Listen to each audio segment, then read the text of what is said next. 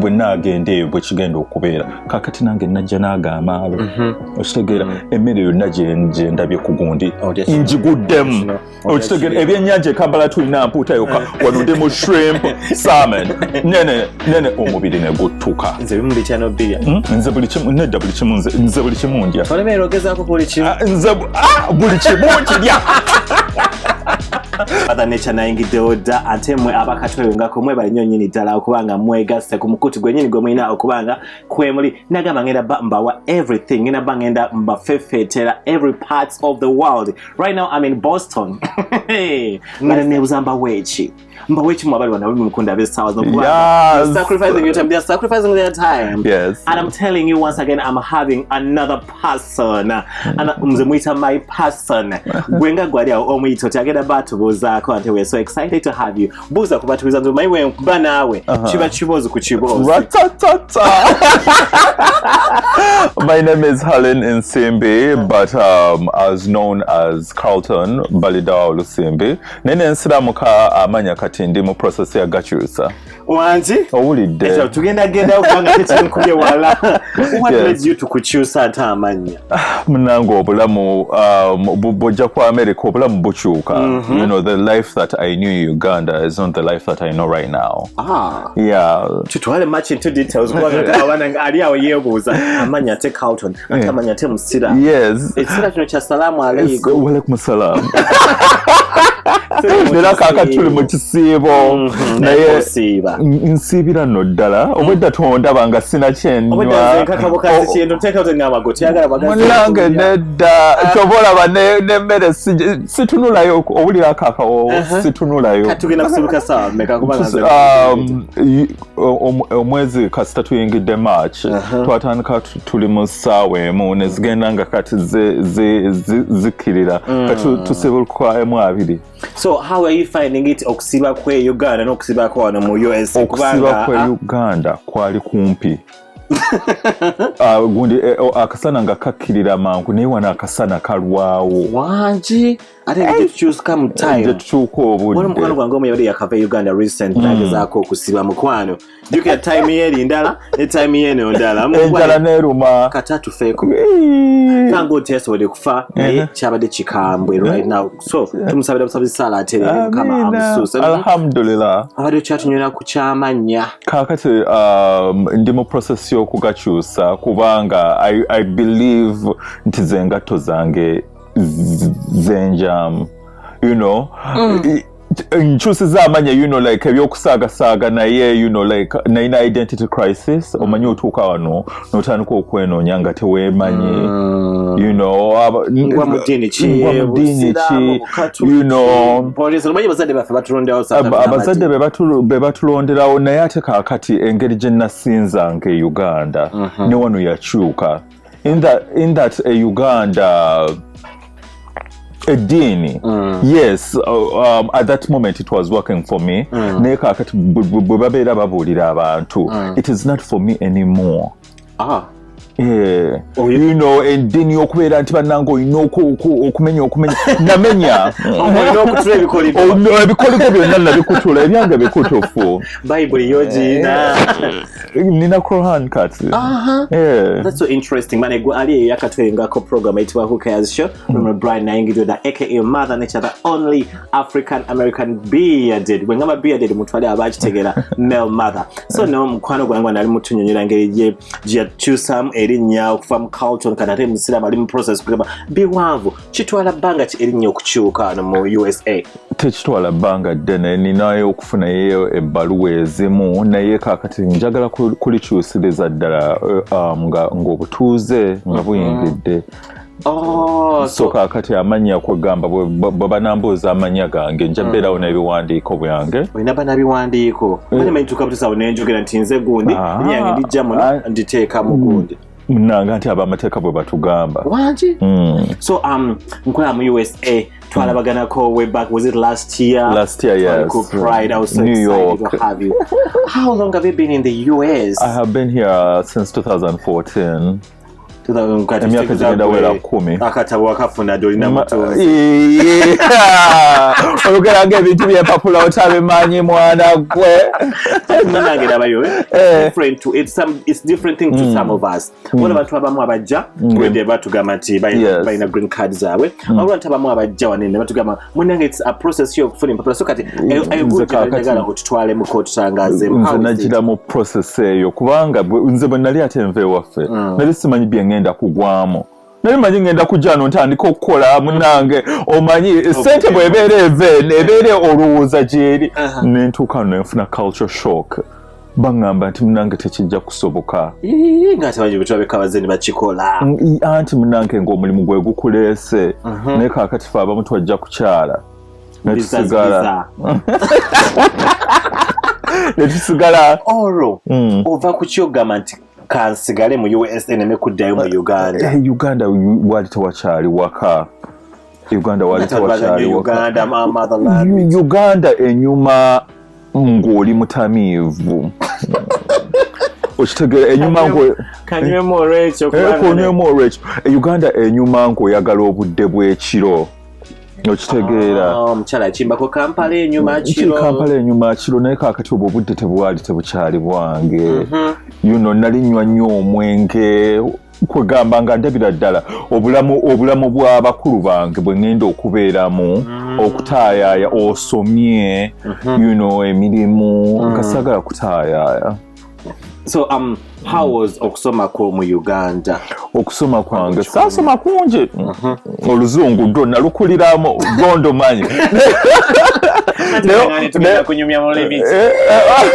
naye okubeera nti gundi okumanya oluzungu saasoma kungi so bwe najja kuno nentandikirawo okusoma Uganda nakoma mu 6 neŋŋaana okugenda Makerere kubanga nze nali sigenda kunoonya tuition. Not that I had an issue okunoonya tuition naye kwegamba nalabirawo nga abaana basomye nekibalako okunsingira kyansingira naye abaana abasinga basomanga ne batandika ate okutunda ebintu mu gundi enakivubo okitegeera n'obeera ng'osomye ebitabu byomaze kwegamba neŋŋamba nti okusoma kwange ngenda malira kisente zange. Tulina kineno abazadde baffe kibateekamu nti njagala omwana ng'asome abeere kangambe doctor pilot and something like that. Abazadde abaana besaga bakimanyira basobola okuwitnessinga so gwe abazadde bo bakira batya nga busawo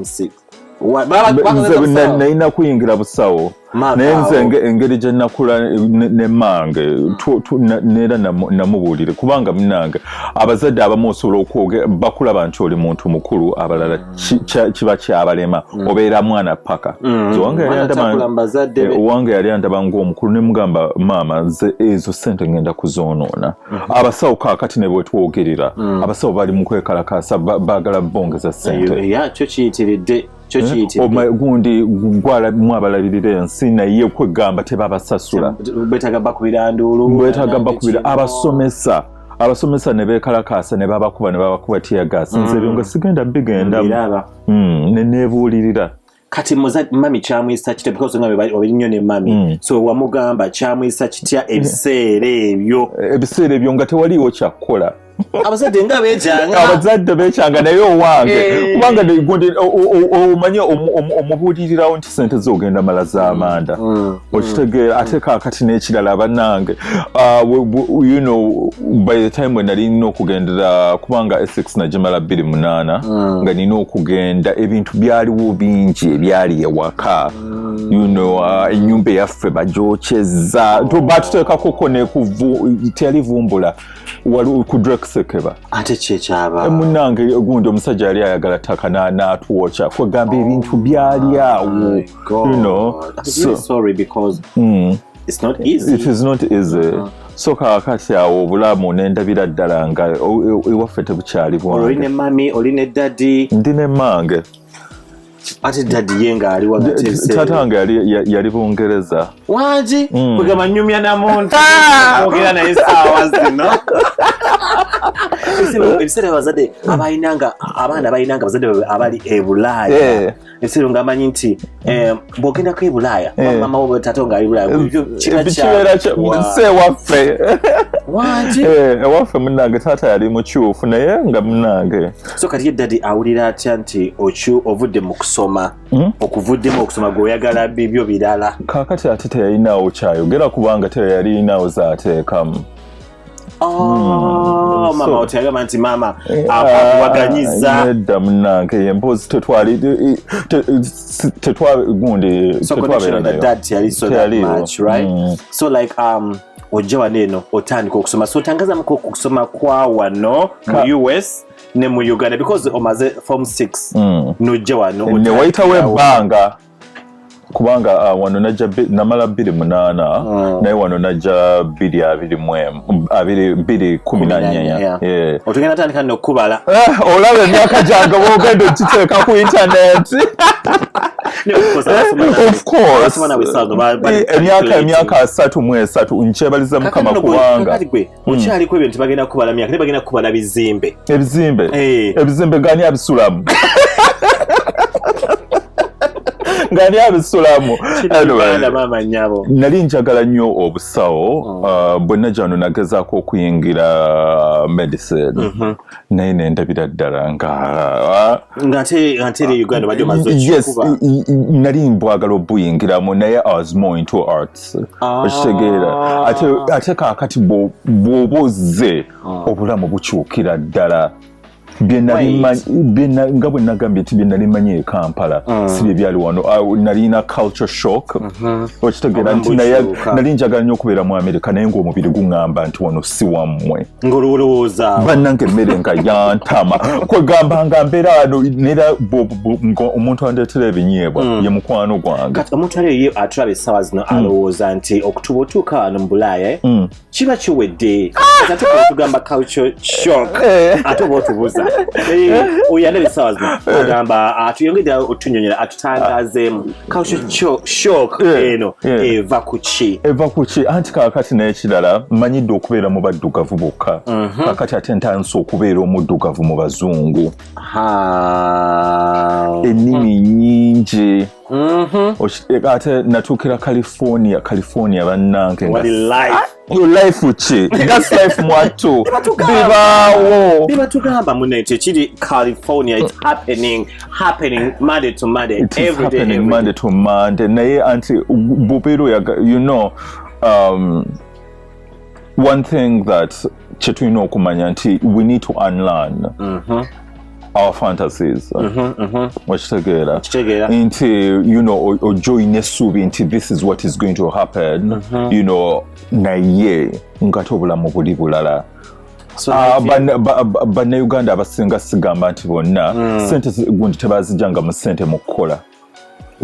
Kwegamba mbeera California nabeerawo ng'aweereza ssente akola naye nga ssente woziga ate ekirungi kye ekibi ku ssente nti wozibeera wano mu USA n'ozizaako mwaffe eri e Uganda zibeera nyingi naye ezisukkiridde abamu sigamba nti gye bali naye tebazifuniranga mu mikono mirungi. Oyogedde ku kinkubye encukwe ne kinkuba wala nti ogambye nti ssente zaano weeziri ntangazaamu kiki wali ogezaako okutegeeza? Ssente zaano weeziri ng'oyagala okukola ate batugamba kuyisa bivulu olaba ne Uganda kaakati tukyasobola kuyisa bivulu mpozi ng'oli ku neekolera gyange ate oba ekine wano neekolera gyange bakusiba. Wait, twogereko ku ekyo ky'abantu because abaana balowooza nti bw'anajja wano nti akadala kagenda bakatambula kali mu kumutwe. Ku baana abanyirira bwe bati naye ate mu kumutwe okusista nga akogerako nnyo Mama Junior. Naye the thing that I regret, before I go into my education and everything, the thing that I regret the most nsaiga mirimu gya mikono. Okusiba enviiri bannanga abaana basiba enviiri kuno bafa ssente. Kyogereko najjako wano last okukwata mu bukwasi gundi $5 kukwata mu bukwasi oli yagamba okutandika these dreads okuzitandika yagamba olina bano 7 waneeno Boston buto sinange jengenda oyagala kola dreads oyagala kola kinky byawuka nemugamba no ojja kola appointment omuntu omulala. Plumber wange ugundi nagenda ne hostinga ugundi futali omwana nasula lemon ugundi there was an autistic child nasula lemons mu toilet. Plumber gundi lemons okuzijjamu $3 yazze kusumula busumuluzi ebisatu ne babinzijjako. What? That's a lot nengenda kola ki. What? So kachogeza ku advise ngano nti omuntu ali mukola right now nti okuyigayo ekintu ky'emikono batugamba nnyo nti tulina okubeera ba doctor ba lawyer we all don't fit in the corporate setting. Wait nze ekyanemesanga ebintu ebyo ebimu ebyamoto kati njogera my perspective nti the way how when akula nalinga sogalinga ebintu byenkola byabawala nnyo okuluka mikeeka kutunga byalani chibo something like that and gabagamba ebyokola byabakazi neneta mu binu mmojo omutwe because they are already discriminative. Gabagamba gotogenda because atenga njagala njige kino yo gagamba gwegenda eri mubiri genda okanike motoka. That wasn't my thing. So kati gogamba omuntu okuyiga omulimu gw'omuntu sometimes abantu abamu baga balina specific nti gwe oyina kukola kino so kati gotutangaze mukoko ekyo. Nze mechanic bakuno ku sente ze bakwata okitegeera naife gundi lwakubanga twamanyira nti bannange nina okujjana okusoma obusawo kugamba netubeera omugundi mu sente embale okitegeera nti essaawa ogenda funa zino sente. Whereas wali like obeera osasulirwa nga asasulirwa ku commission. Then kati oyogeddeko ku kyokola waneeno so bwewatuuka bwoti watandikirawo kukola oba waddeyo mu ssomero nga bw'oŋŋambye? Nalina okuddayo mu ssomero. Kyali kitya? Mwana gwe okusoma kw'obukulu kale si neddako okusoma tekugwayo naye ate kaakati wano bw'otasoma ogundi nze abantu abasomye olina okusoma with the duration nti wennaafuna omulimu nina okufuna pension nina okubeera kyovulaba abamu balwa ku mirimu abayagala emyaka giwere 10 afune pension nti ne bwalekerawo okukola abeera akyayingiza ssente ave ne mugundi okubeera gundi nti bannanga oli myaka 7 olabirira abaana omaze kuba emyaka 3 kuno myaka miyitirivu okitegeera. So kati gwe bwatuuka n'oddayo mu kusoma nenzirayo mu osoma kubya nasookera medicine. Medicine. Nangamba nti omanyi this fantasy is not for me. Nangamba omanyi tumanyi kyaffe nali njagala kubanga kuoba obusobola nali mbusobola naye socially jukira nakatuukano like ate n'ekirala nina abokulabirira emirimu kakati okusoma okumu kwetaaga nga you have support. Kati wa medicine naba akola ki abakolanga I wanted to be a pediatric gundi doctor. Ogenda kuntwala mwe nga ndabi gundi nga ndi musawo w'abaana. Bali utogenda kunteka mulimi olusawo restaurant. So naye nembukubamu obufaananyi neŋŋamba nti omanyi omutwe gye guli but I did not have support then. Then nenyingira nursing. Something what just wagenda LP. Nasookera gundi sasoma CNA. Nayingirira mu RN. Naye nayo nanga ne RN mulamba omutwe amagezi mwegali naye I'm not consistent. Guno ngukwata kuno nengukwata kyali ekizibu kyange naye ate n'ekirala ebyo byonna okusoma gundi okusoma ebintu ebisinga by'obusawo ffenna tubeera twetaaga support okitegeera nti in that by the time when nayingirira RN yes program nali njiyingiddemu naye I was not getting financial aid kwange empapula nali sinazifuna so nga nsasula out of pocket naye munange osasula out of pocket osasula rent osasula emotoka osasula insurance olina okukola bagamba olina kukola hours 2. What? It was not adding up. What? Enebuulirira nga nina okukola ate okusoma ate ng'ogundi n'okusoma kwegamba nenebuulira nengamba omanyi you know like I do not have support you know like nenkuvaamu. So wayisibwa otya okuba nti wali oyagala kuba musawo then ate n'olaba nti ebyobusawo bigaanyi bwebivuddeko? covid bwe yagwawo nalaba abafu bangi. I'm sorry. By that time I was working in a hospital and I was like, you know what? COVID affected so many people. This is not going to be my life. So how was your first time okulaba okola ku muntu ng'afwa? It was the life that I was going into. Yet the fact that the rate they were dying on, mentally I knew this was not going to be lifelong. Naye ate kaakati n'okubeera nti ku TV baali batugamba bannange bw'owulira wano nga wakolokoota signs and symptoms. Nze ne TV sina mu nnyumba nagiweereza ewaffe. Bw'owuliriza nti wano wakolokoota omwina, bw'obeera tokyakola togenda lekerawo okulaba kugamba. I was like I do not need yajja n'ebintu bingi nga nawe okutte bebe right nange seekwatira kukwata ku mwana dole y'abaana. So kakati I ended up doing cyber security and that's what I'm in right now. From nursing into IT. From medicine. Njagala omuntu atravel n'ategeera how really you guys here is it called struggling or no use the challenges they go through to be successful. Yes. Yeah, because bongamba nti wakola kino nokola kiri nokwata kino nokwata kiri ngate bwe nkutunya right now omuntu gwenyumya naye bongamba nti waita in all that namba ate nga sinaba nakutandika wangi wakikola otya? Kwebuulirira, kwebuuzaako and seeking guidance. Niwe mu Boston nga batugamba nti Bannayuganda bali muno nga tebakolaganika nabo okikola otya? Tebasinga ba California. Abe Boston kaleko, you know, I believe, you know, the Ugandan community is more of a gatamuko. Yeah, wano. Yeah. So muina like leadership or well, there's leadership na to me. Sobola bera abantu batali matooke. Awe nyine wenjagala bannanga abatraba kubanga mbajjukiza nti oli ku mukutu guno benyini who cares show mon brand gemanya aka mother nature, the only African American bearded male mother. Ndine munango ono kawo kino nti abantu bagamba nti kizibu nnyo ku adjusting okuva ku mulimu gw'obadde kuno ku mulimu omulala.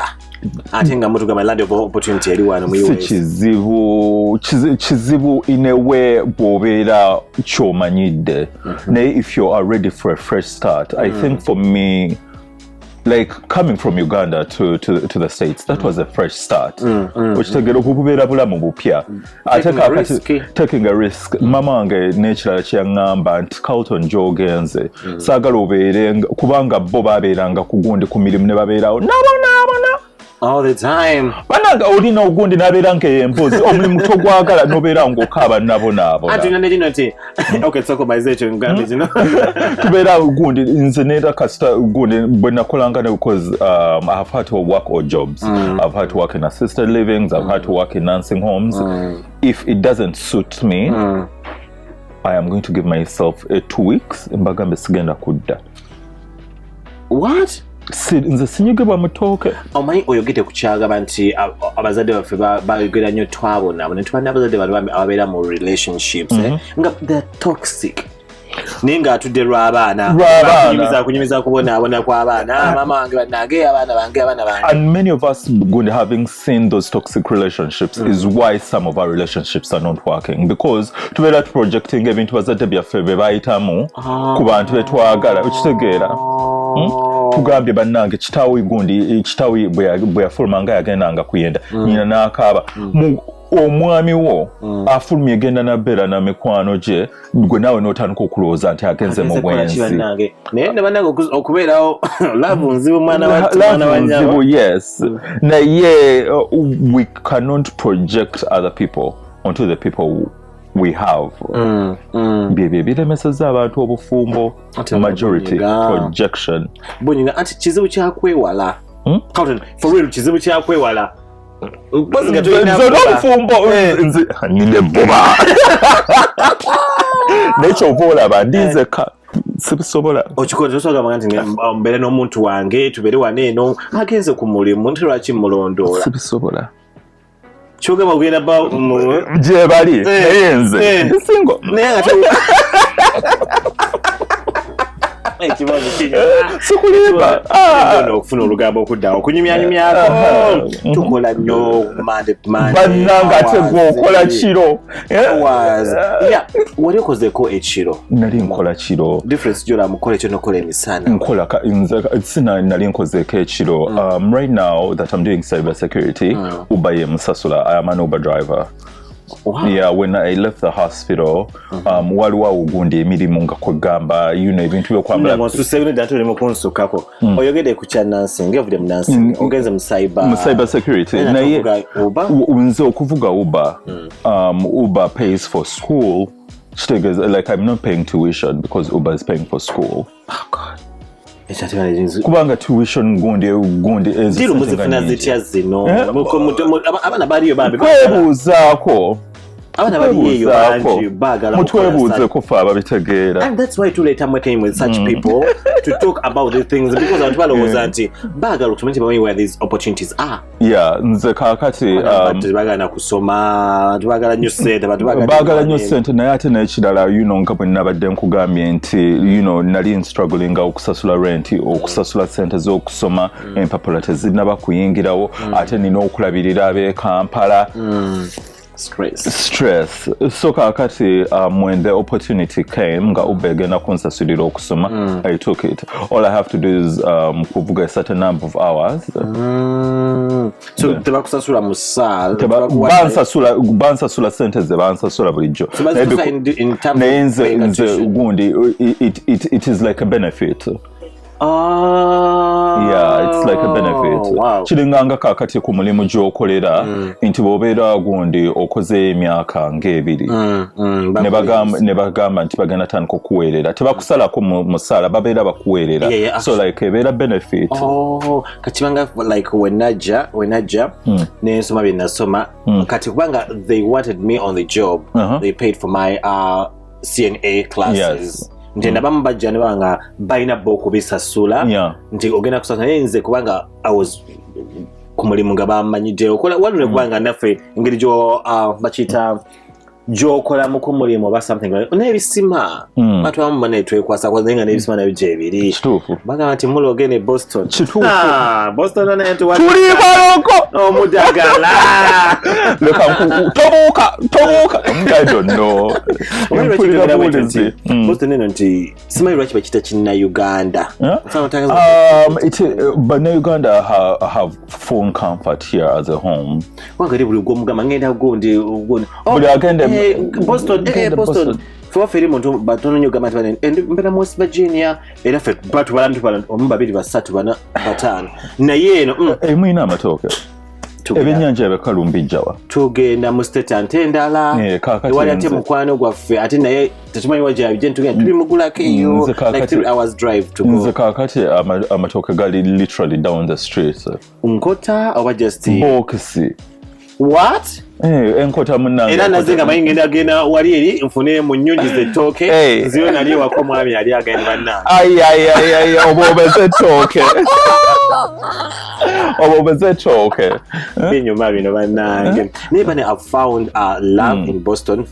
First of all guys, thank you so much for spreading love because tewali watali love like tewali wogenda kunyumirwa wantu nogenda notasanga love is everything. You guys have shown us love with my team with our crew buli omu awana bwenaga manenge sagala kuva neno Boston nange njagala mve gyendi nzijembere Boston so waliwo kino ekikaba tugenda mu relationship stuff nkunkuiddeko awonako okonyeko awo how are you on with dating?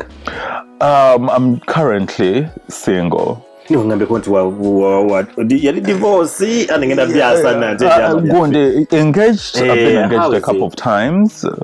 Wanje? Yeah. Toli kuno number 1 to ambananga I've been engaged a couple of times na currently right now mwine sawa I'm single. Nera bobeera ondaba bwe wate ng'oneetegereza wefude hajati Sophia nantunge getinga emirundi akole kimunange bano abaana abasiba batayaya batutiisa nti bogetinga engaged eminemi nti obofuse muyayo obofuse malaya obofuse bakyala kimpadde gunde ntezo ago makomera g'abatusookawo okitegeera mu ekyo nywe ku mazzi ndi mu kisiibo ago makomera g'abatusookawo in that you know like bali bye baba bayitamu bye basuubira nti naffe betugenda okuyitamu. So when it comes to you with dating, how nera kasitanga bwe nagambye ku mulimu if I feel uncomfortable I'm not going to lead those people on okulowooza nti ngenda kusigalawo ngenda bagamba nti sigenda kusobola. That is why actually Uber works for me in that like I meet different people every time. boda zaako tebakuyita football so kakati even like in relationships if it doesn't suit me anymore I am going to so how do you find dating ya wano ne dating ya fe Uganda? Dating ya Uganda enyuma eya wano yakuba ntuulu bannange ekintu bakigonzamu nnyo you know naye bannange Kampala munange bwobeera onyirira naye kuno abaana ng'abayaka abaana balina ssente kati ante natugamba ssente is nothing uli mu love ani akulimba twakola okulabirira abaana b'abantu twagala bajje nga beerabirira mugenda tulebya ekintu twagala kati nze atalina ssente bulungi mugenda ng'onoonya atalina ssente bulungi bw'oba osobola nze kwegamba n'ekirala nakwo okubeerawo nga tuli awo mu mboozi y'ennaku nyina ennaku ng'eyange ate n'ojja n'ennaku eyiyo njagala kwegamba you know tubeere nga tewaliwo nnaku at all ennaku ebeere yange naye ebeere yo mwesupportinga mutya nga toyagala kuwulira nnaku ya muno ng'ate ffenna tukiyitamu yes negamba olunsingira embaga etanyuma naye nte that lugambo olunyuma olujuicy nga nte lulimu a lot of information. We've been talking about relationships banange so how do you compare relationships ye Uganda neya wano mu US ekati waneno obo besinze mu Boston obo bosinze wanenga oli mu USA? Let's go. Wano competition is high nga bwe nkikunyonyodde abaana banyirira abaana banyirira Uganda naye wano abaana banyirira. Now what makes it more that kakati wano we come with many relationships you know like zogendamu like these people have experienced different things from their cultures, whereas in Uganda majority of us have experienced the same which together like we have got the same information, be it in movies, be it in what us as a whole. When kuita malaya banange newesiga ekizigo olina agamba bannange watandise okwamyusa wesize no sunscreen munanga akasana kangi okitegeera naye ate nekituuka wano in that oli bw'abeera ayagala ku munnauganda alowooza nti bannayuganda mwenna mwekisa bwe mutyo nakusanga nze kaakati siri muyombi okitegeera bakulinnyako ne batambula oninnyako n'otambula nera kasita otandika okwanvuya eddoboozi bwoti nze nga nsiba omugugu tolebeddwa relationship mukwano olina okukayanira ekyatabubira nsiko ye nze kasita otandika okuleekaana bwoti njagala kwegamba ne bw'obeera oleekaana oyogere mu gundi gye mpuliriramu naye kasita otandika gundi simalirwako. But we're all different people in one way or the other. I'm explaining something to you. Really, it's good. Like siri mukuyema naye gwenga gwe mukula olabanga naye waliwo abantu abakisussa n'atandika okulinnya ku mutwe. So if you're dating, do you prefer dating somebody from Uganda then you bring them here, or you prefer dating someone from here mu US ne mupangira wano? Byonna mbiseemu. byonna mbiseemu and it depends on the person kubanga ate kati jjukira n'abantu be bajja Uganda nga bwe nagambye otuuka n'ofuna culture shock oli omuntu obadde omwagalira ku ssimu n'ojja wano mu byennyanja ebingi n'otandika okulaba bannanga abaana baakula abaana baakula kakiba kitegeeza wayagala muntu wayagala munnange leka nkubuulire humanity when nature calls. Humanity is a different thing in that, like, I don't think I was the same person yesterday. Yes, ogenda kundeta, but if I am to leave, it's like my choice. Because I can fall out of love. The same way I've fallen in love with you. Yes, no nyamba, no data. I can fall out of love. Kubanga nebyo bituukawo. Ate munange ogenda kukola otya. Oliddeko byalya, twalyako bye twalya. So kakati omwana nera kasita omujje Kampala n'omuleeta ano n'akugamba nti you know what, it's not working out for me. It should be okay.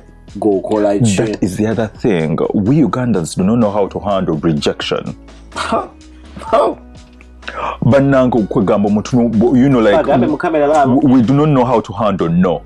Okitegeera nti kiringango olibwa kwana n'akwana asubira okenda mugamba obanange yes gwasinga bomugamba okay, you know, nagambe n'ogamba bole n'alyoka akuvuma na all I said was no. Yeah. Daye banange n'oli n'akuvuma n'akusesebula n'akusuula wali. Toyina kungana waffe tebatugaana waffe tebatukyawa mukwano baby. Banange so kakati that's the other thing. You know, Ugandans have a fear of rejection. You know, we do not know how to handle rejection very well. Sifena, majority as a whole. So when you talked about that, when you come about relationships, next that some people,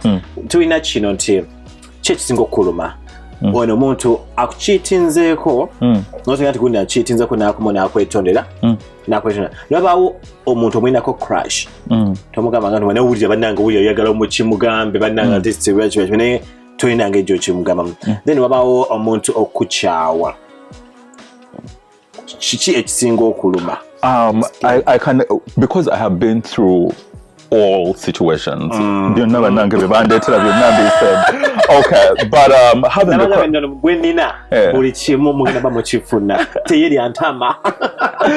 a crush on someone, I am a very communicative person. I'm going to tell you that I have a crush on you. I am not going to sign kubanga, you know, like I would rather communicate, you know, and you tell me how over yes or no, and we'll see how it goes. Ochitegera instead of kubeerawo kubanga ate kati ntandika n'okufuna ettima. Ochitegera oli awo oli mu kutambula n'ensi yonna kyokka nze ate omutima gunnuma. Ebyo tebinkolera neera kasitampulira nga ka crush kazebwe kati. Kisinga okuluma. Kasita ka crush kajja kati nenkugamba n'ongamba tekijja kusoboka. I would actually be okay with it because now I know where we stand. Kimanyi tetugenda genda maaso. Okitegeera ekyokulala ne having a partner and they cheat on me and they tell me but I'm sorry, I didn't mean to do that, you know. I would be okay with it if originally it was an open relationship. And if they thought I was willing to be in an open relationship. Wanga, you know, like, cheating is a big word. Oh my God, it's such a big word. Like, I'm sorry to use this. I'm sorry to use this. Katabantu wambaina this anti watu gena kudayo watu come to nekave come break into my comment. Okay. The chintegam open relationship nti omuntu achimanyi nti never say negondi. Go take it when it comes about open relationship. An open relationship is when it is okay to bring in other people. It is okay for you to wander, but inform me. but when we're together, I told you it's an open relationship, so I have to go with that. Remember, Sigami, you don't have to kumberako. But this is now a relationship now. So the others are extras. So you're bringing in an extra person. Yeah, you can bring in as a Gundi, but I believe I would have to be okay with it. And if you want an open relationship, at times you have to set it you know, like just in case, you know, like dating Gundi. No, there are some people willing to be like, you know what, I can handle extras. Like, I love you enough to share you with the whole world. Oh my! You know, never bakugeza seko. Bagambe twanange dala oh no, alimu akanyonyo. Yes. Then sorry to cut you short. Yeah, so now if you wonder and you do not tell me, I think that takes away the trust that we have in each other, because this is already a relationship. Oh my! So this is never a relationship. This is already a relationship. This is already a situation. I would want you to be like, you know what, I am going out with you. You know, like, I would want to be informed of the people in your life. No, this is what I signed up for. Now, if we are in a monogamous relationship and you have been wandering around, if you tell me it is my choice to have you stay or to leave, if I am willing for you to be with other people, that is on me. It is on me. But so what hurts Chichi Echiruma and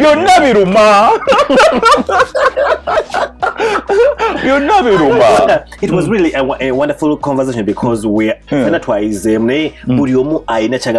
least zono kuncha wanangaba shin onto muinako crush na ncho mbane mulaba mu future mulaba neno nagamba nti angambye netwawukana none agenda kujja ngambe I'm sorry, I cheated, I'm so sorry, nachite kugamba kuluma when it comes to love kuluma ate kakate zonna nzigenzemu kakakiri nganga okugamba takikulaba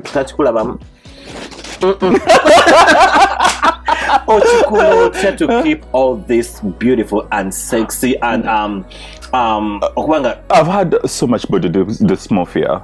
I was a skinny person.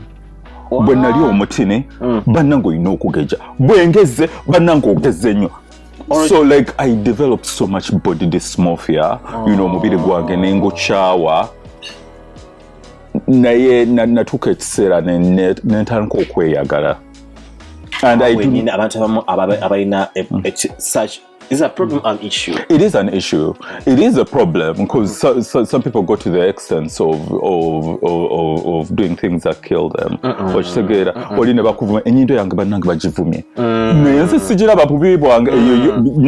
Nothing here has ever been ugly. Nero muntu bwabangamba bwetubeera tuyomba nongamba nti oli mubi bannange akagoba mbanka wangudde wanga nze sibangako mubi wangi kugamba gwe byolowooza byolowooza naye nze kyemmanyi you know, like when it comes to this especially, you know, naye there was a you know, because before I moved here I was a model in Uganda. So when I moved here nino okwekoza nino kwegamba, you know, trying to fit into a system that I wanted so much, but it wasn't working for me also. Nacho nechintabula omutwe. So kati wali omuntu aina that problem of that issue esazno alaba oyinza kumuwa magezi ki okuba nti onamugamba oli mutono nnyo ati banangoze oli munene bananga kinchi oli kolaboti muntu ki. I mean, I advise just what such a person who is watching right now wano kumukutu chambade ngendo okwogera mbadde sisobola kukyogera kikubewo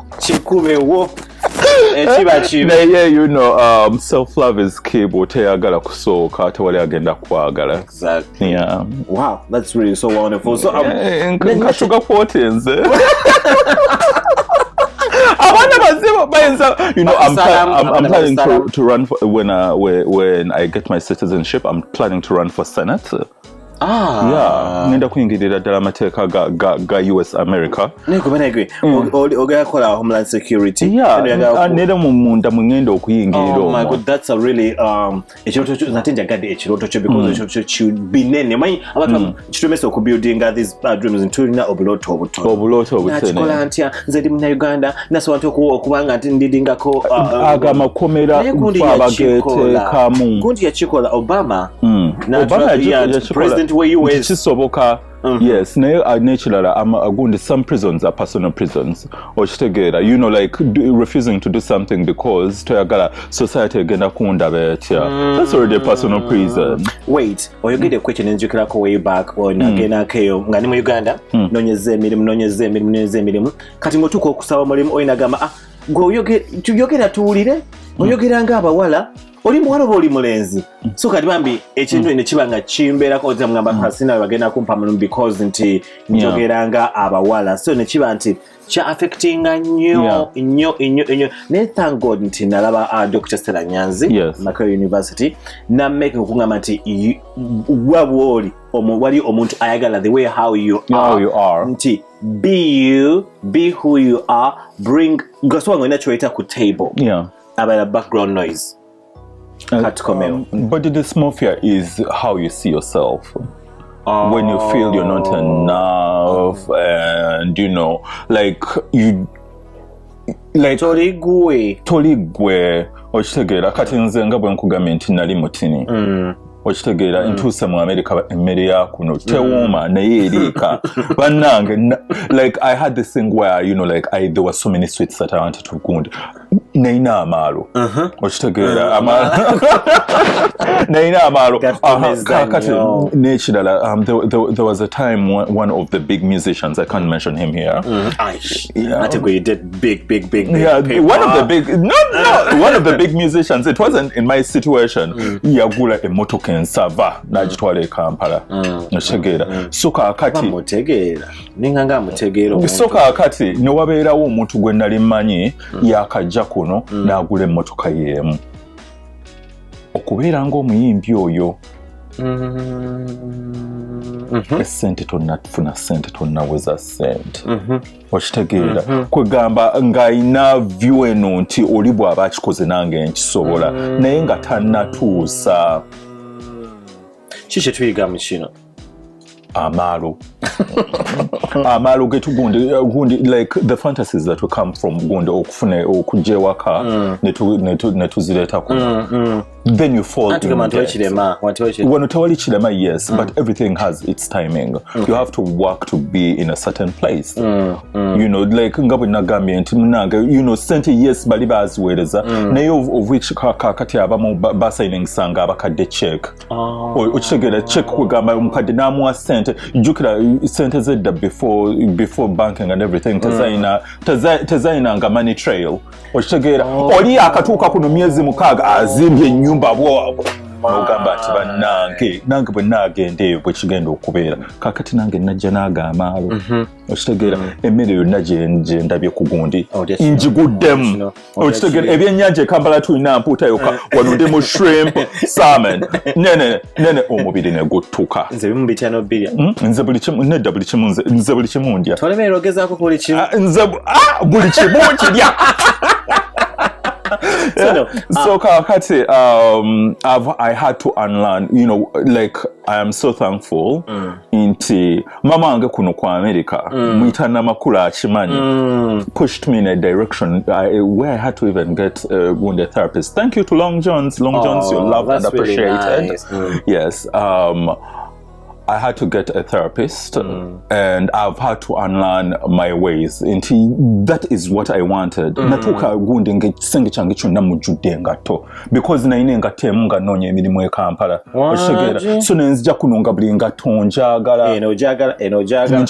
Natuka gundi like it was 3 or 4 years down the road and I had shoes I had never worn before. Najugula nejjagwe wati nebeera mu box nebeeraawo. What? Nembeera n'engoye nga zikyali mu gundi nga sizambala. amaalo. Oh my god, so kola kino nokola nekituletera okuba nti sometimes you're losing a focus. You lose focus. Wenyini mu kunnyonnyola amaalo go omuntu alabe nti olidde kino okoze kiri ekivaamu I stopped looking like a person that I was. Akatono kano ka sleep kamodo nengejja naye ate like bwe nali omutini oli mutini nnyo okitegera so like I already had the prison nti nina okugejja so that you know like when I'm walking around you know e Kampala bw'obeera omunenenene bannange that is said osobola okutomeza buli kimu so I wanted to fulfill that sector in my head for society. There is you. Nenera nze when najja nentegeera nti you're supposed to eat according to your blood type. Nze bwe ndi ovacado tandika okufuna gundi omutima ogutootolerera buli bwe nyambuka amadaala kwegamba mbeera mpeekera ebangamba munange ovacado bw'obeera ng'olina blood type O positive abeeramu ogundi buto mungi yoyo abeera cloginga ovacado sibanga nange so kakati nalina okukyusa engeri gye neetunuulira nze neŋŋamba nti bannange n'emmere gye nina okulya kubanga bwana emmere osobola emmere eri buli wamu naye like emmere olina okwebuulirira kubanga ate the cheaper the food the worse it is. Ate balimenti ate emmere jjabba nti ekuyambako ani akulimba wano organics nga baziseera okufaako obufi. Eno program Who Cares show Mother Nature wetubanga tulete katala tuli mu kuyiga twefaako weefuddeko nti oba teweefuddeko yenno omugenyi waffe olwalira tugambye nti yalya kino nakino n'akola amalogo gakoze nze amalo gange sijja gakugamba naye ate wayigamu n'atwa ebisaazo ali mu kulaba what body shaming ate what is body shaming? Body shaming kwe kuvumirira abantu okitegeera oli yakula nga bwe yakula kwegamba ne mutandika okumuvumirira kakati body shaming brings body dysmorphia. Body dysmorphia is the way you actually see yourself. Oshtegera notandika okugamba nti bannange ennyindo yange erina okufaanana ng'eyoli naye body shaming is more of abantu abalala okuvuma. Kati naze oyogerako ekyo nyinza okuwa that example nti when I was growing up nali so gali nnyo nga nnyo muwala kati nga bwe mba ntambula nyinza otambula nga simayina kwani tebaki omikono nga nensinga ne wendi hani kati nga lwentambula ne bannange ndabo byokola emikono gyokola kale nga almost ntambula njagala ntambule nga neekutteko bwenti so kati muli kyanditsanga okubanga nga oba siri muntu nnyo kima lwa sikola oli kyako netandika nti okutambula nga nzimba bwenti ate nga banyini bagamba wezimbe bwezimbya biki so kati bwekinyola bwoti osobola okukitegeera nti kubanga ate kati wali wetandisa okweraba nti bwenti bwenjagala katemenyeke producer nga yankomako obukomyeyo Sharifu Gola kitalo nnyo nangamba nti mwana wattu beera gwe oli wonna yagala nakusanyusa noli akusanyusa togenda kufunamu so tuyina what is going around in Uganda ekyo nkyogera ntunudde ne mu camera yes tuyina about sexuality tuyina the anti-homosexuality bill eri mu Uganda right now so ekubaganyiza abantu bangi nnyo empawa mumuleta ba MP lunakasobola okulaba Uganda parliament yaffe nga ebumbujja ekutte onakutte eri abasiraamu abalokole abakatoliki something ekyekwasaganya ku LGBTI people. Let's talk about a bill take a parliament. What do you get a coaching of? They need education. The parliament of Uganda needs education. Tobatide. Atembatida coach bagenda kola ki. One ndi mu centers za Biden.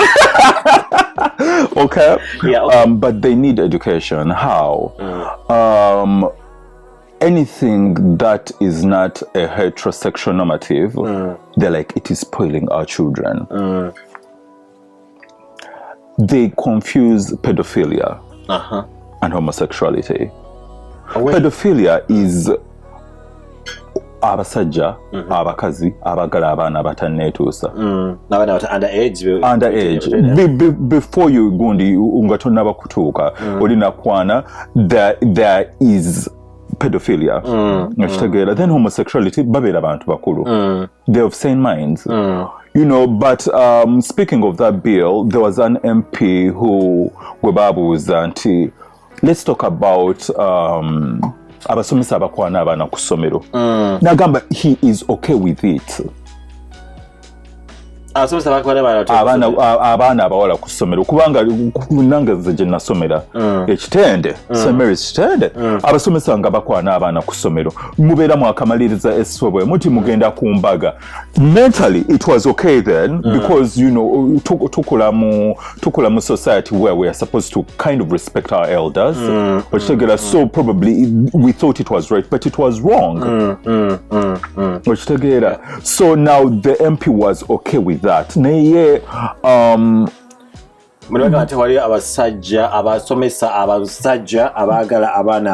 that is pedophilia. It is anything ekikwatagana n'abaana abato. It is pedophilia. So instead of the government of Uganda fighting pedophilia, they fight ebintu bibalowooza ebyefaananyiriza with pedophilia. Ati munewo sometimes abantu batya nti LGBTI people they are a threat to their kids.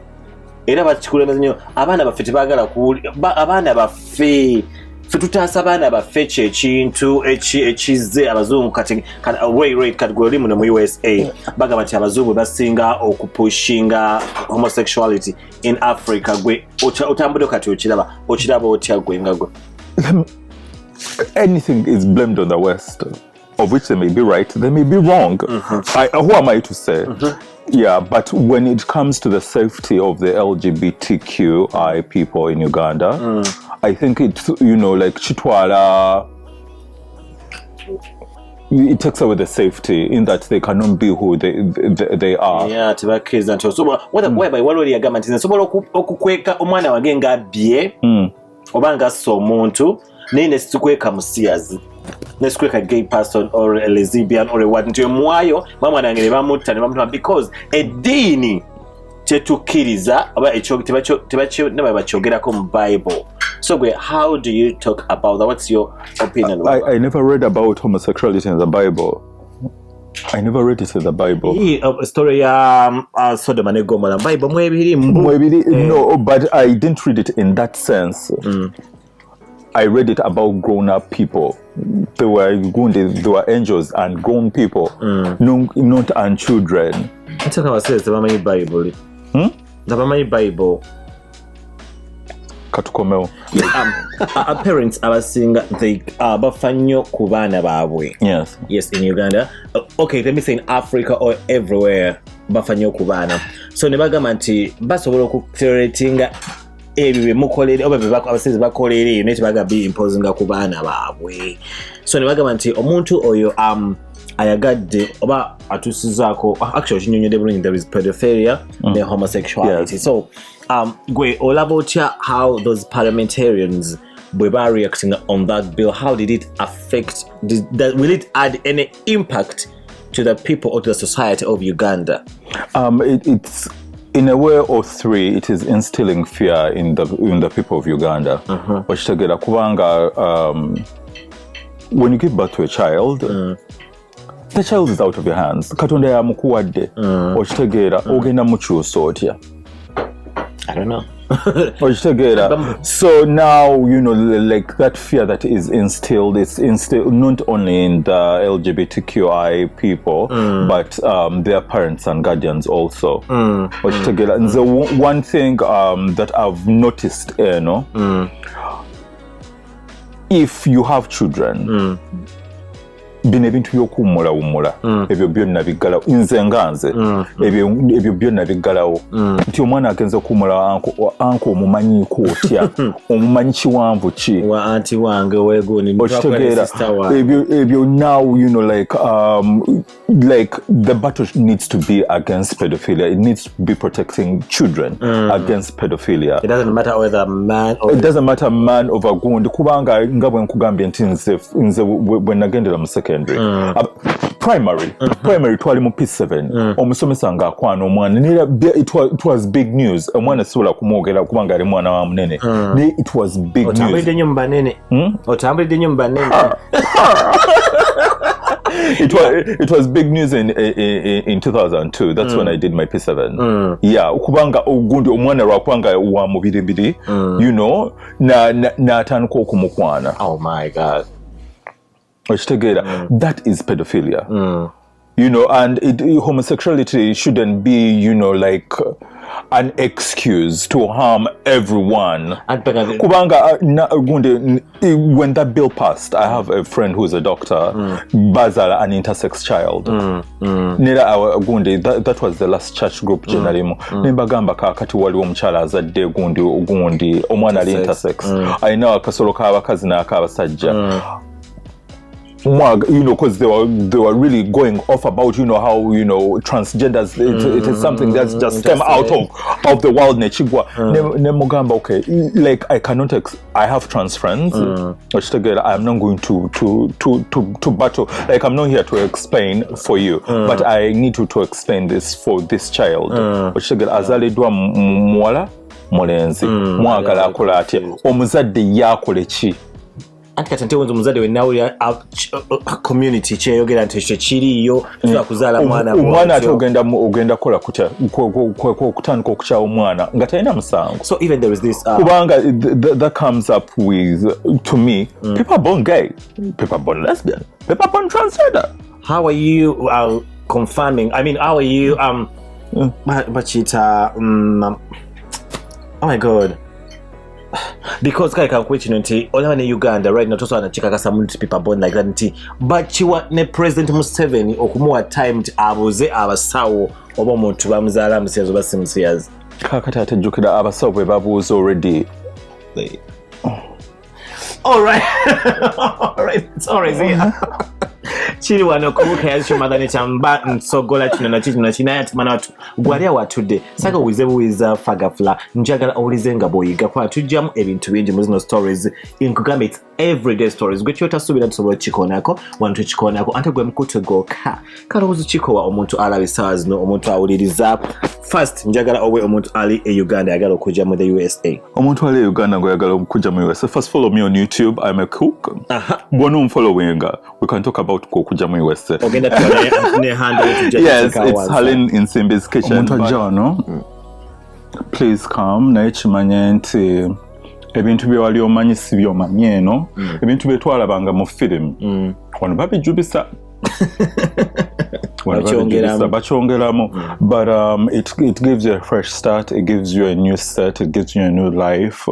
Wano sente gy'okola kutwala wala sebyo byokubeera nti munange government esobola okujja nekujjako ettaka essaawa yonna gyeyagala oli ne mubeera mu kulwanira ebintu by'ettaka tukinyongera ne mubeera nga mulwanira ebintu by'ettaka kubanga bendi mubeera mulwanira ebintu by'ettaka for no reason.